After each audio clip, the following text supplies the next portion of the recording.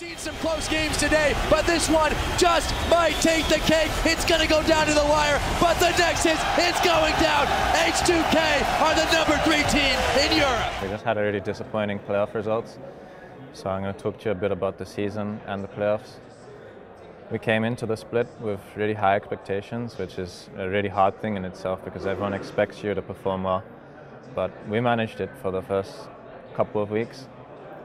Things went really well in the season overall, but after the 4th or 5th week, when we lost our first few games, things started to go a bit downhill in the team, and we stopped addressing our problems. We started ignoring them, and we never really fixed things. But we managed to come back from that, but not completely. So we had a lot of personality clashes in the team that we didn't have last year, and this affected us, I think. We kind of worked around it, but it was always an underlying problem for us during the whole split.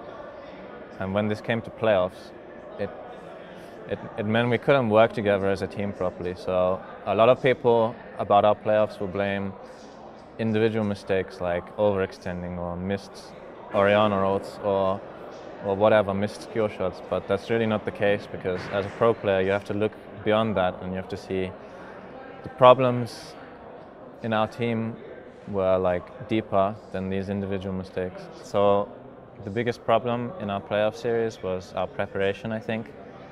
I don't just mean the picks and the bans, I mean how we actually played as a team together.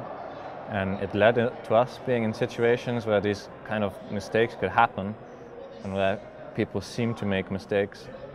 And that really showed against teams like Unicorns and H2K. They're really great teams together, and I think the only reasons we were able to actually win games against them was because we are good players and we do have a lot of skill individually.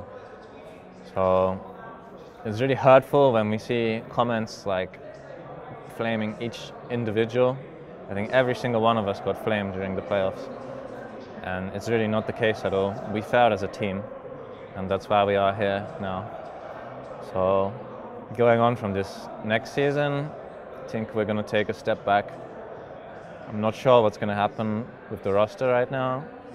We might change or we might stay the same. We have to discuss it, but we're definitely going to take a step back next season. I think we're going to lower our expectations a bit, and we're going to take it from there, because it's a lot easier to play as a strong team when nobody expects that much from you. So the biggest lesson of this season, I think, for us is it doesn't matter how good you are as 5 individuals.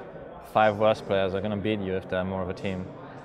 I think the game versus Yowie Flashwolves IAM was like the perfect example of that. We had huge CS leads in top lane and bot lane, and we couldn't use it. And that's a failure as a team as a whole, and it's not one individual who can be blamed. So for the future, like I said, I'm not sure what's going to happen, but we're going to take a step back, and we're going to definitely come back strong next season.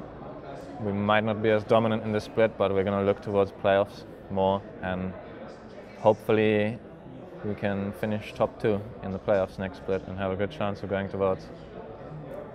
So I think the whole team would like to apologize to our fans for the poor performance. Like I said, it's not one individual's fault, it's the whole team. And yeah, I'd like to thank the sponsors and the fans who stuck by us during this whole time. It's been a really hard split, even if it looked like it was easy for us, it wasn't. And yeah, thanks for the support.